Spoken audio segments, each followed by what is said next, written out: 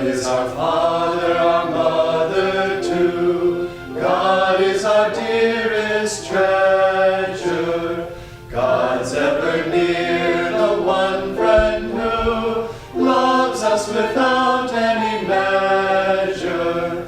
Of his dreams our love was made, only from him is love repaid.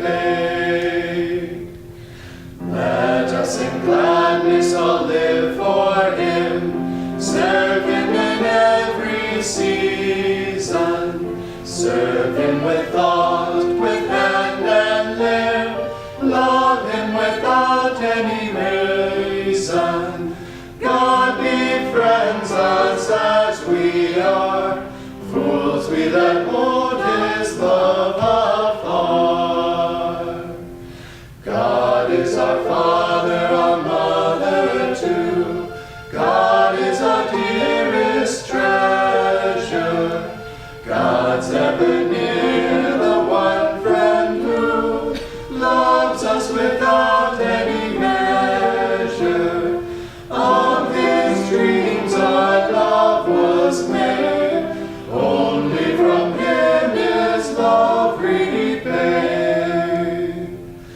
Let us in gladness all live for him, serve him in every season, serve him with thought, with hand and limb, love him without any reason. God befriends us as we are, fools we that hold his love afar.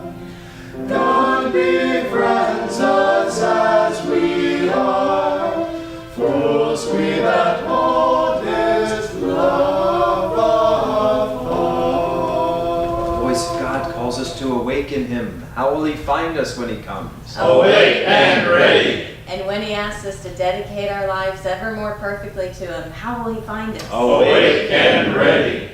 Heavenly Father, Heavenly Father, Divine Mother, Divine Mother, Friend, beloved God, Friend, beloved God, Great Masters, Great Masters, Jesus Christ, Jesus Christ, Babaji Krishna, Babaji Krishna, Lahiri Mahashaya, Lahiri Mahashaya, Swami Shri Yukteswar, Swami Shri Yukteswar, Paramahansa Yogananda, Paramahansa Yogananda, Saints of all religions, Saints of all religions, we humbly bow before thee. we humbly bow before thee. Bless us with a pure heart, Bless us with a pure heart, that we may worship thee that we may worship thee in the silence of our soul, in the silence of our souls, that we may receive your infinite presence that we may receive your infinite presence right within us right within us, and share it with all. and share it with all. Om.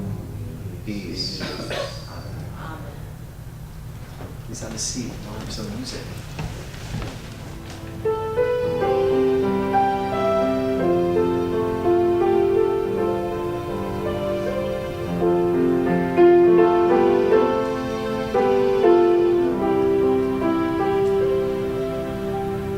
Come here while I sing you of emerald hills, of valleys and meadows so fair, that all who have seen them have carried away memories in their hearts, friends, like the lilacs of May. Oh, my song is the story of the lilacs of May.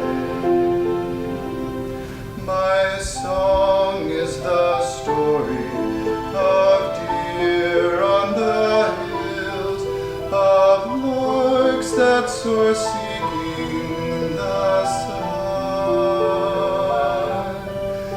of nightingales lifting the curtain of night, as with music they bring down heaven's blessing of night. Oh, my song is the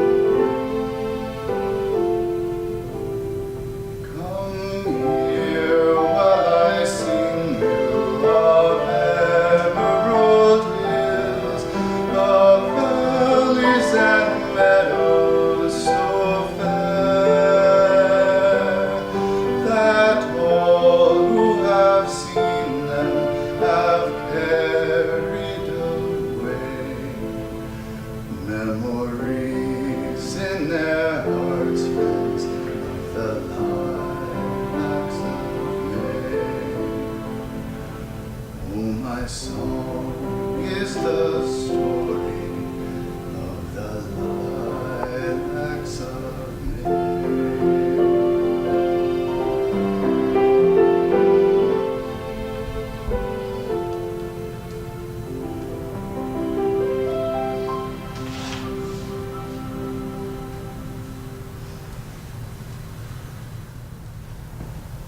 Holding your attention inward, continue to meditate as I read to you on our affirmation for this week, energy.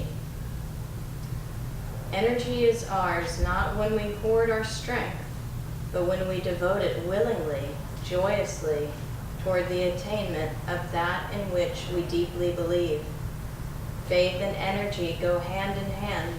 If you have deep faith in what you are doing, you can move mountains. Energy is always highest when one's cause is just.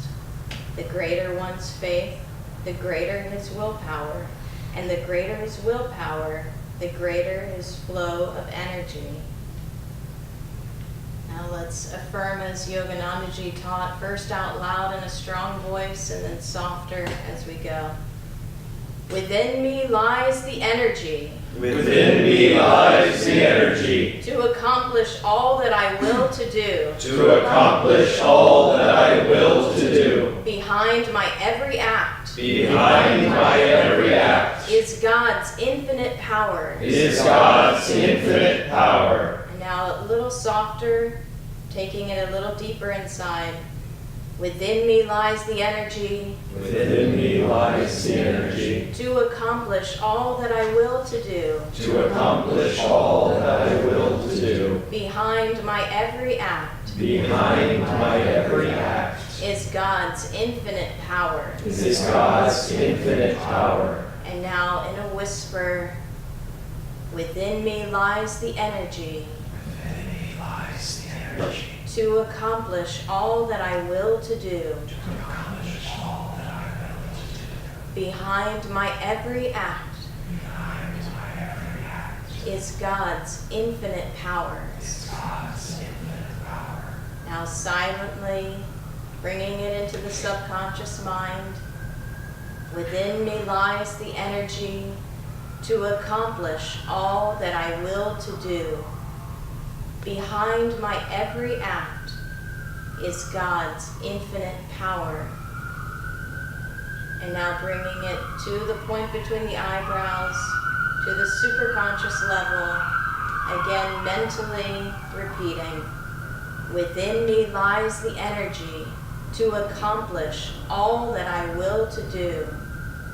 Behind my every act is God's infinite power. And please pray silently with me.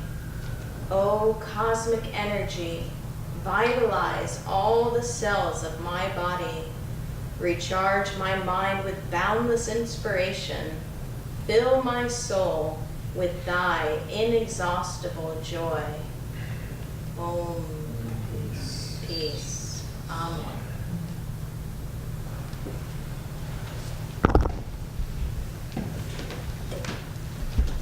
Good morning. Good morning. Welcome to our Sunday service.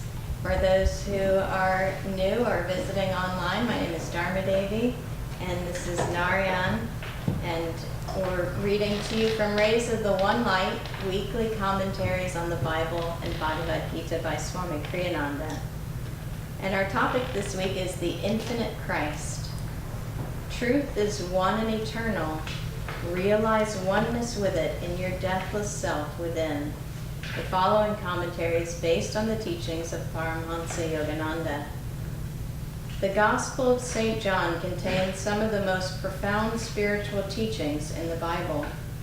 In the first chapter, many subtle truths are suggested concerning higher stages of self-realization.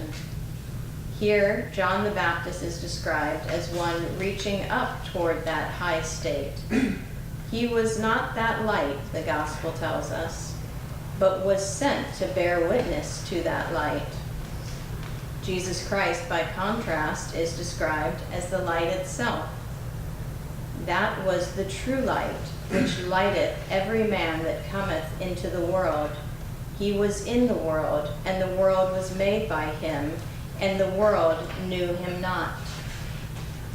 One essential truth stands out in this teaching, that Jesus came not to dogmatize people with a new teaching, but to bring them timeless, universal truths. Disciples saw the Master clothed in human form, and therefore judged him in terms of his greatness relative to the greatness of other teachers. Wisdom, however, sees the Master's very greatness in terms of a cosmic unity. There is a passage in The Path by Swami Kriyananda in which this point is emphasized. The Master, Paramhansa Yogananda, explained, "The saint who attains that exalted consciousness never says, 'I am God,' for he sees it was the vast ocean that became his little wave of ego. The wave, in other words, would not claim, when referring to the little self, to be the ocean." At this juncture, Devi, who was present, cried excitedly, "But sir, if you are one with that ocean, that means you are God." "Why I?" Master asked. "Say he. He is God." "But still, sir, you are one with him, and he is the only reality. That means you, too, are God." "But this body isn't God." "You aren't identified with your body, sir, so one may still say that you are God." "Well, in that case, why do you say you? You, too, are that." In a discussion of this sort, it is less confusing if we say he. "But what's the difference?" "The scriptures say," Master began. "It's only your humility, sir," Devi broke in, "that makes you distinguish between yourself and him." "How can there be humility when there is no consciousness of ego?" Triumphantly, Devi cried, "But if you have no ego left, that means you are God." Master laughingly continued the earlier statement which Devi had interrupted. "The scriptures say, 'He who knows Brahma becomes Brahma.'" "There," cried Devi, "you said it yourself." Master rejoined, still laughingly, "I didn't say it. The scriptures. It's the scriptures that say so." Master, in other words, would not identify those words with the human body speaking them. It was in his overarching spirit that he saw himself one with the infinite. But Devi was unable to make this mental leap from a pure expression of infinity to infinity itself. "You quoted those scriptures, sir," he reminded Master relentlessly. "That means you agree with them."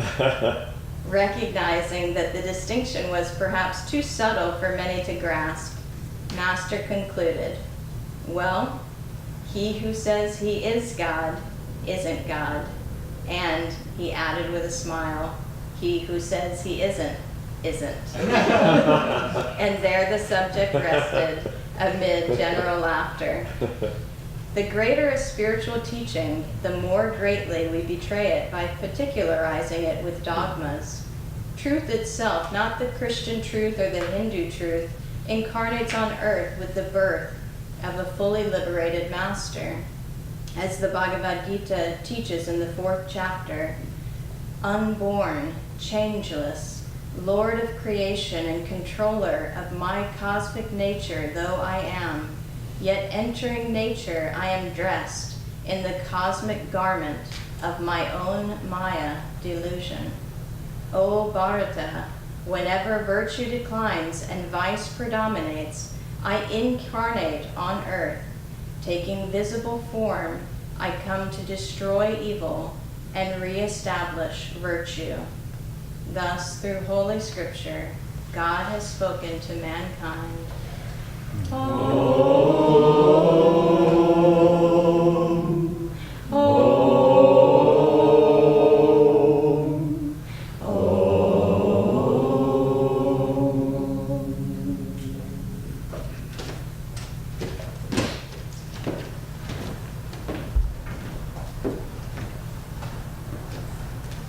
Good morning again, friends. Good morning. I want to share with you from Whispers from Eternity. This is Yogananda's book of prayer demands. And this is one of his prayers for universality. It's a prayer to man asking God to be the president of the United States of the world. Our Father, President of the United States of planets, galaxies, stellar systems, and universes, thy democratic rule of free choice and individual evolution is bringing thy citizen children nearer and nearer to thy high ideals. Born in thy states of democratic free will, we inherited our celestial birthright of eternal, everlasting freedom.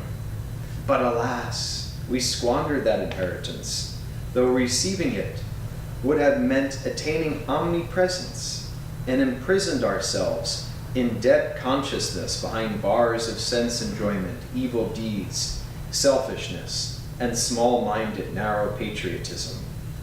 Teach us, Father, to melt the fancy frozen boundaries of family, society, and national identity with the warmth of our love and understanding.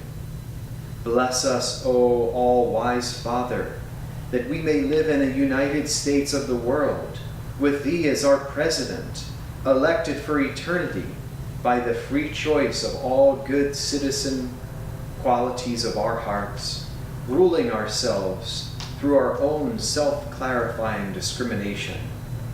Teach us to enrich our souls, our abundance, and our understanding by broadening the circle of our patriotism to include all Earth's inhabitants of every caste, creed, position in society, and color.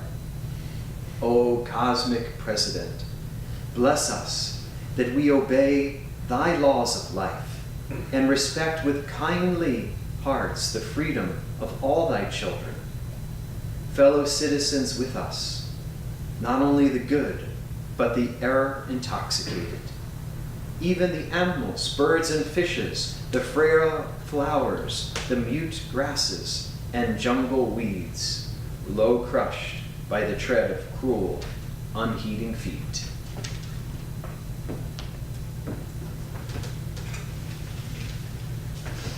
I thought this was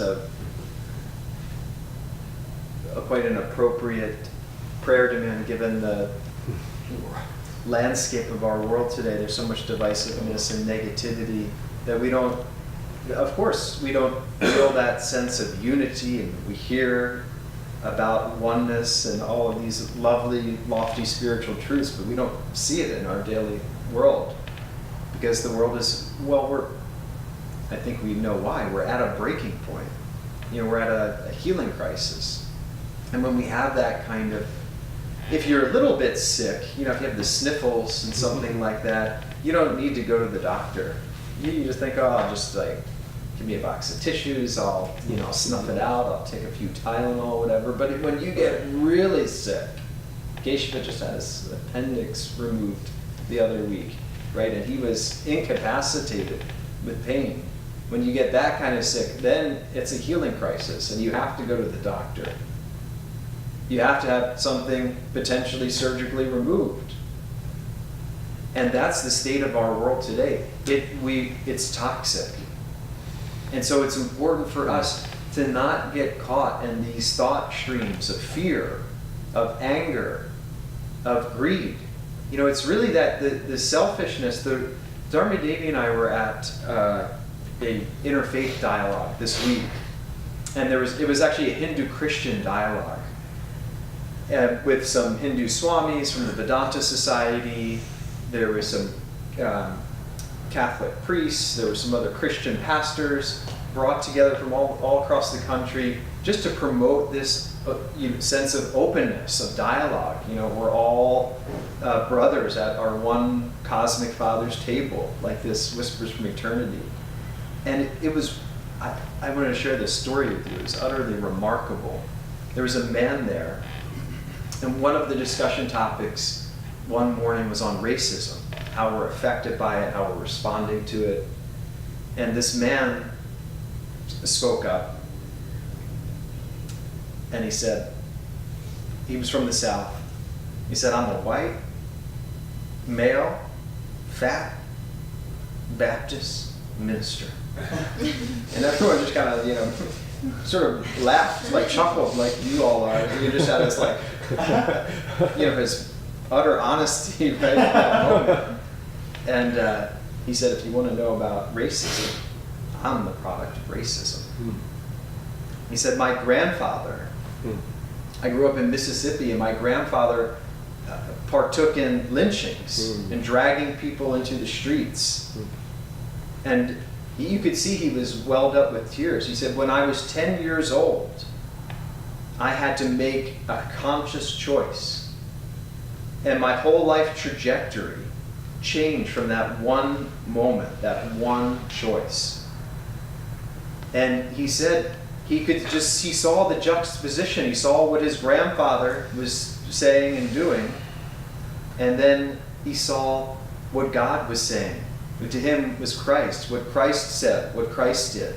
And he said they were diametrically opposed. And he said, in that moment, as a 10-year-old boy, he said, I choose to follow God my Father. And it was so powerful. Everyone was just, was moved. But I wanted to share that story because that is really where we are. We're at this moment. Which father are we going to choose to follow? You remember that Native American myth where the grandfather is telling his grandson, you have two wolves inside your heart, my son. He said you have a wolf of kindness, of generosity, of love, and there's also a wolf of hatred, of fear, of selfishness, self-absorption.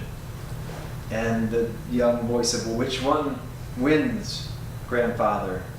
And he says, the one which you feed. So what is it that we're feeding in our hearts? Really, this is so important for us. The infinite Christ is, where does Christ live? Of course, he lives within us. He lives in our heart. He lives in this center here, and he lives in the point between the eyebrows. He's really every atom. He reigns every atom of creation. It's not a myth. Of course, this is where fundamentalism comes in, that, well, if you don't accept Christ, then you're going to hell. That's not, like Swamiji is clarifying for us today.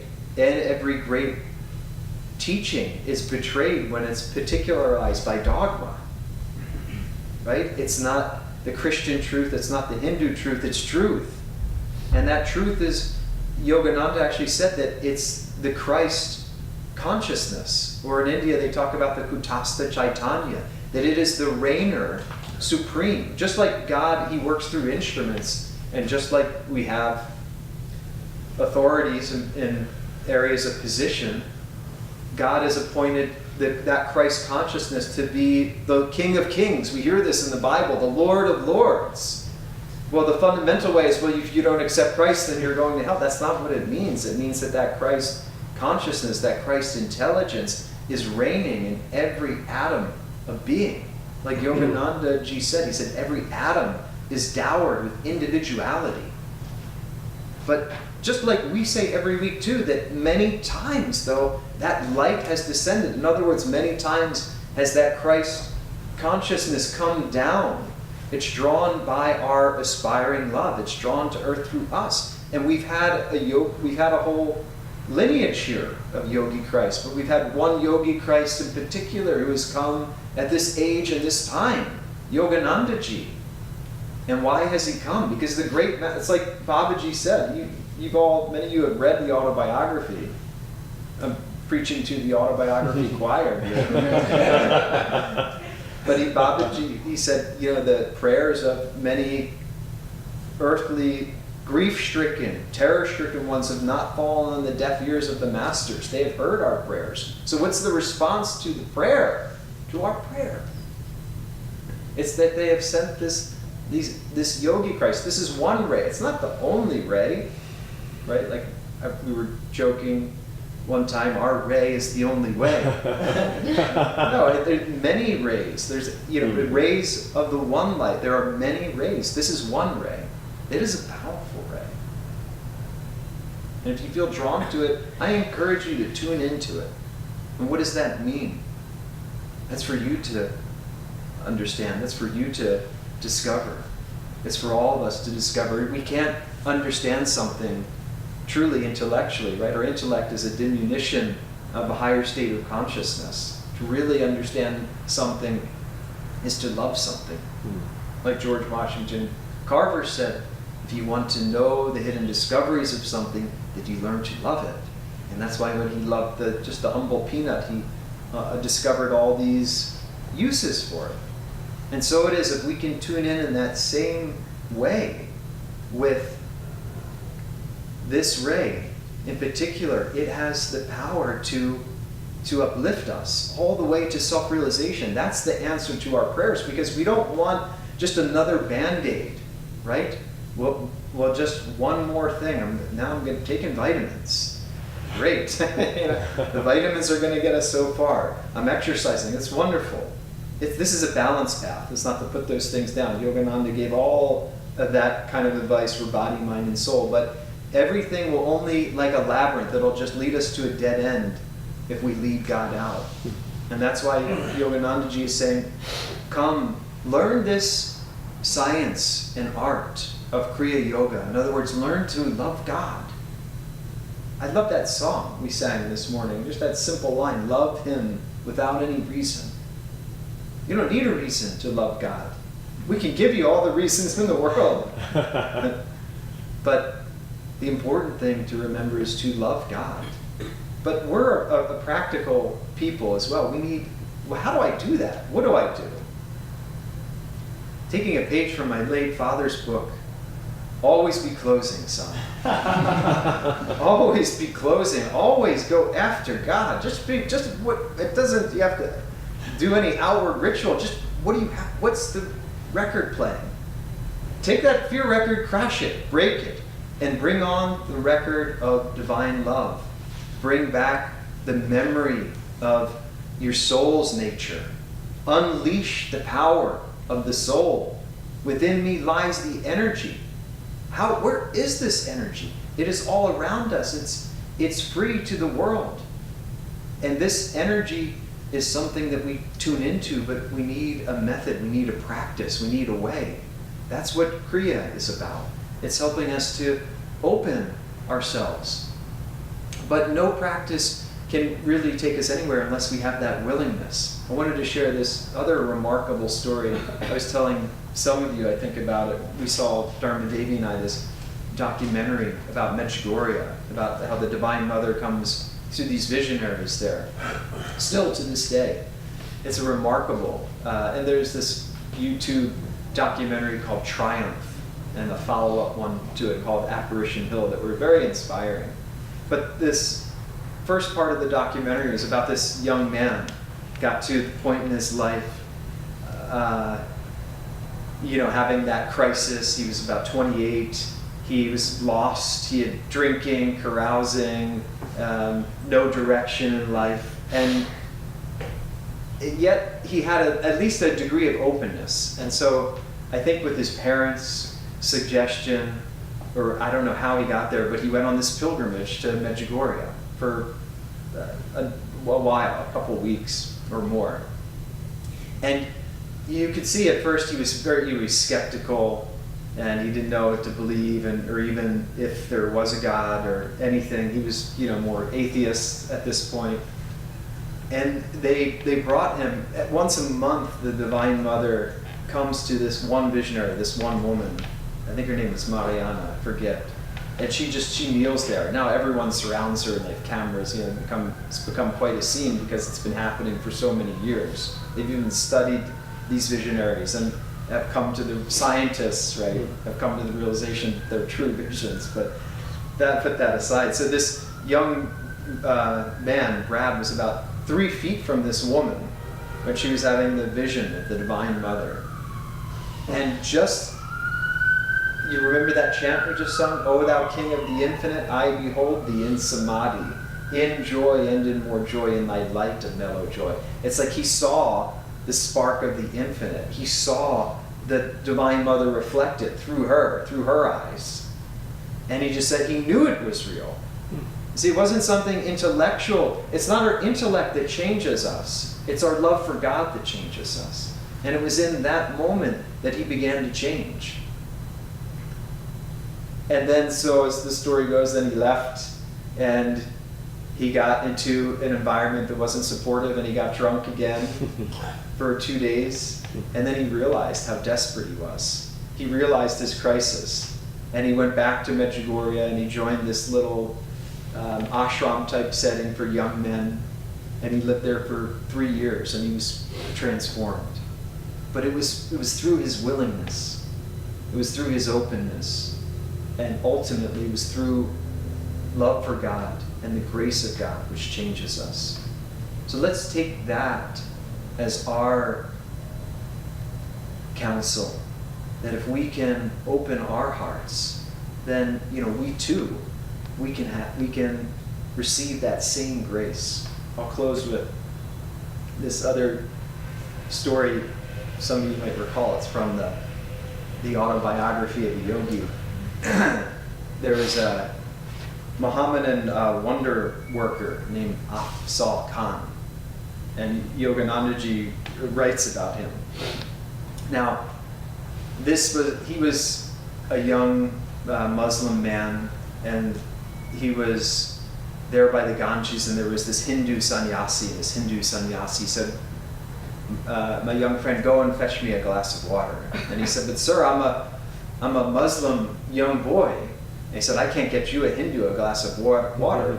And the saint said, "I don't obey the ungodly rules of sectarianism." He said, "Go, get me a glass of water."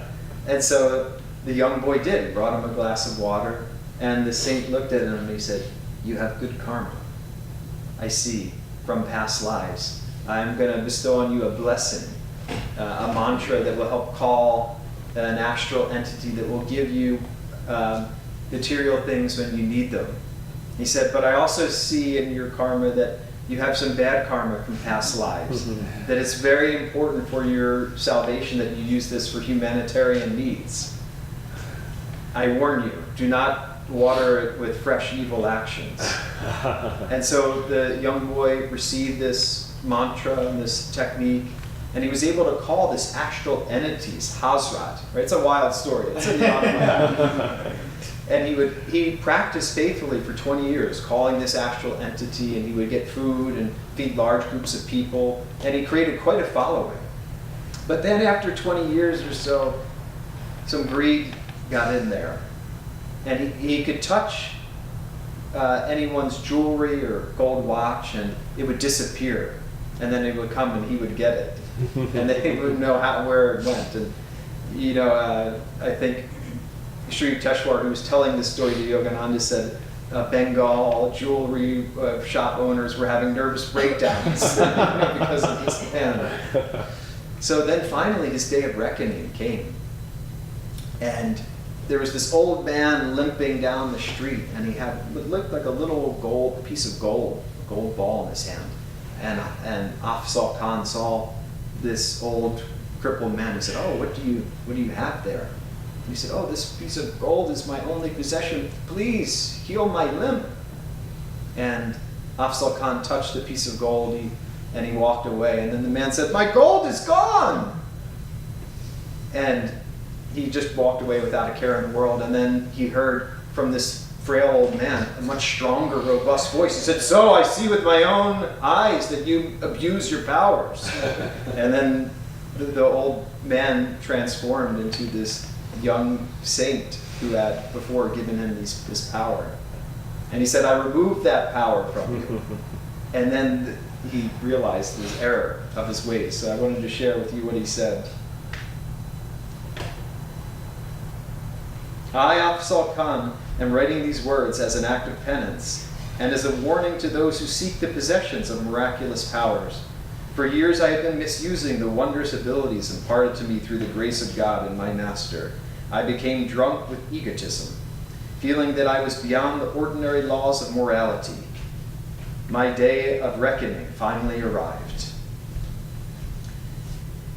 I stood speechless, aghast at the belated discovery that this unimpressive old cripple was none other than the great saint who long ago had initiated me into yoga. My Guru, I thank you for coming to banish my long delusion. I was sobbing at his feet. I promised to forsake my worldly ambitions. I will retire to the mountains for lonely meditation on God, hoping to atone for my past evil. My master regarded me with silent compassion. I feel your sincerity, he said finally. Because of your earlier years of strict obedience and because of your present repentance, I will grant you one boon. Your other powers are now gone, but whenever food and clothing are needed, you may still call successfully on Hazrat to supply them. Devote yourself wholeheartedly to divine understanding in the mountain solitudes. My Guru then vanished. I was left to tears and reflections. Farewell, world. I go back to seek the forgiveness of the cosmic beloved. Let's go and seek the cosmic beloved as well.